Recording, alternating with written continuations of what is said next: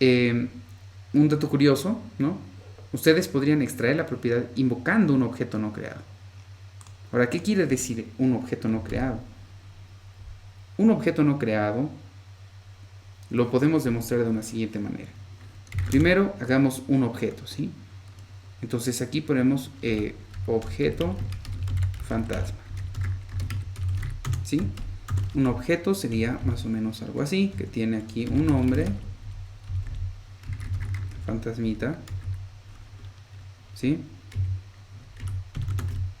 Y claro, si lo hacemos nosotros, si invocamos y llamamos a la variable objeto fantasma, vamos a tener lo que el nuevo objeto. Eso es lógico, eso acabamos de pasar. Pero, ¿sabían ustedes de que si ustedes crean un objeto, hagamos el ejemplo y para que ustedes me digan qué podría pasar? Si yo creo apellido y le digo, eh, por decir una cadena mundo, y quiero al mismo tiempo llamar a la llave apellido, ¿qué es lo que sucedería? Aquí tenemos muchas formas de pensar, ¿no? Podría ser de que, o sea, esto no tiene ningún sentido porque estoy poniendo un objeto, estoy haciendo algo similar a, a este valor o a esta creación del objeto, ¿sí? Solo que al revés, más o menos, ¿no? O sea, es como que estamos a la izquierda y no a la derecha. ¿Por qué? ¿O qué pasaría si es que hacemos eso? Les voy a adelantar algo y quiero que, o sea, como les digo, esto es un simple dato curioso, ¿no? Si nosotros creamos un objeto, pero sin asignar a una variable el valor del objeto, es decir, el objeto como tal, nosotros podemos, así no lo creemos al objeto, llamar a su propiedad a la que nos guste. En este caso no hemos creado el objeto no está almacenado eh, prácticamente en ningún lugar donde nosotros vamos a volver a encontrarlo el momento que nos guste, ¿sí? Entonces esto sí es importante de que lo vean porque creo que es un poco también para cultura general, como también para entender de que puedes crear objetos que van a ser simplemente creados para ese contexto de ejecución y solamente llamados. Pero como les digo, esto es algo que nadie nunca lo he visto hacer y creo que eso no sería una buena cosa que hagan. Es más, este es un antipatrón. Entonces es un mejor no lo hagan, ¿sí?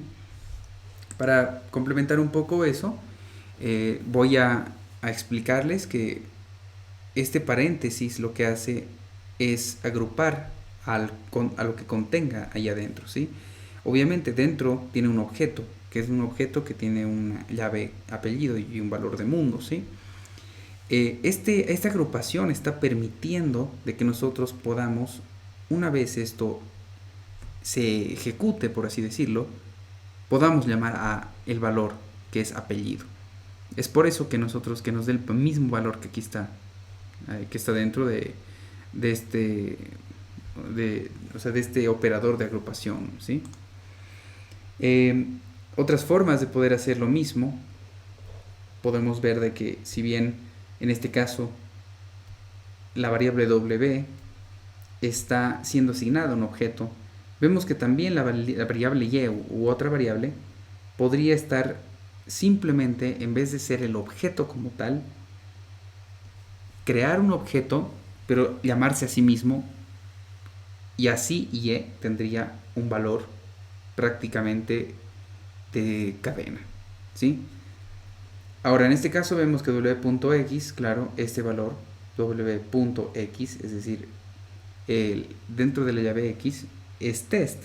Pero y, como solo obtuvo el valor de test, ya que se creó el objeto y luego se llamó a x, la cual es una cadena, tiene un valor de test igual, que sería una cadena, ¿sí?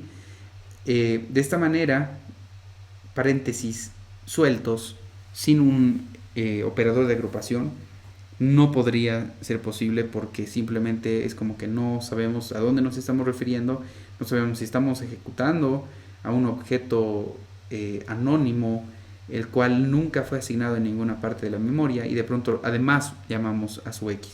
Es por eso que sale un error.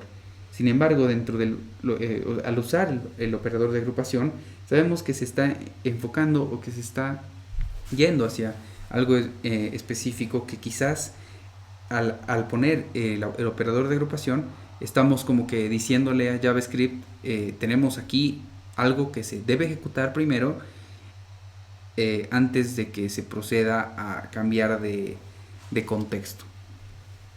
Aquí hay otras formas y bueno, esto les digo porque es un antipatrón que quiero que conozcan, porque de verdad esto es importante a la hora de volverse un poco más pros en el tema, ¿sí?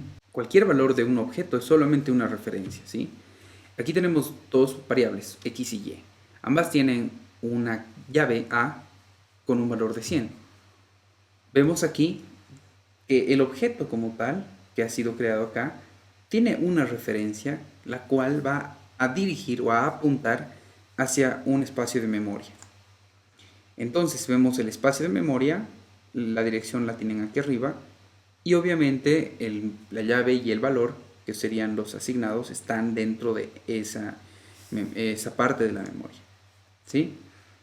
En el caso nuestro de ahorita decirles, queremos una variable la cual tenga un valor de y, ¿sí? Y es un objeto, como vimos hace un momento. Y si y está asignado a la variable z, pasa algo interesante. Vemos aquí que x igual a y es falso, ¿sí? X es esta variable de acá y y es esta variable de acá, ¿sí? Entonces, x, ahora, es más, no contemos con esta y, contemos con esta nada más. X y y aparentemente son iguales, ¿sí? La diferencia es que x apunta hacia un lugar distinto de la memoria y y también apunta hacia un lugar distinto, ¿sí? Es por eso que nos da falso. Pero y es igual a z, nos sale verdadero. Esta es la parte interesante que debemos entender. Y z, lo cual es verdadero en este momento, es verdadero por la siguiente razón. El momento que nosotros asignamos y a z, estamos hablando de que z debería apuntar al mismo lugar que y, ¿sí? ¿Por qué? Porque y es una referencia hacia, obviamente, un lugar de la memoria. Vemos aquí la representación un poco más clara, ¿sí? X con una dirección y Y con una dirección idéntica a la de Z, porque ha sido ha sido creado con el valor de Y. Vemos aquí las dos direcciones de la memoria, diferentes, ¿sí? Sin embargo, Y y Z, como les decía hace un momento, tienen la misma dirección. Entonces, eso pasa debido a que hemos asignado la misma dirección de memoria al hacer z igual a y. Y no se olviden, como les digo, ¿no?, de esa referencia que ocasiona el tema de asignar que una variable tenga el apuntador de la otra. Entonces, hagamos el siguiente ejercicio. Que z a sea 200. Cambiémosle el valor a z a, ¿sí? z.a vendría a ser a la llave de z, ¿sí? Z, como hemos visto hace un momento, es igual a y.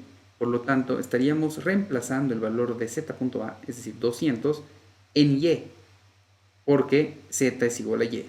Entonces, si z es igual a y, la dirección de la memoria, la cual es la misma, va a direccionar a esta A. Entonces vemos aquí la representación gráfica, vemos la dirección que apunta, ¿sí? Vemos esta Z, o sea, vemos a Z que apunta a esta dirección de memoria con un valor distinto, 200, el cual hemos nosotros asignado acá abajo. Entonces, si nosotros imprimimos x.a, o sea, x.a, vemos que tiene un valor de 100. Si imprimimos y.a, tiene un valor de 200 ahora. porque hemos cambiado el valor de z.a, la cual es igual a y.a. ¿Sí? Entonces claramente vemos de que ambos objetos van a apuntar al mismo lugar de la memoria, la cual tiene esa misma llave con otro valor.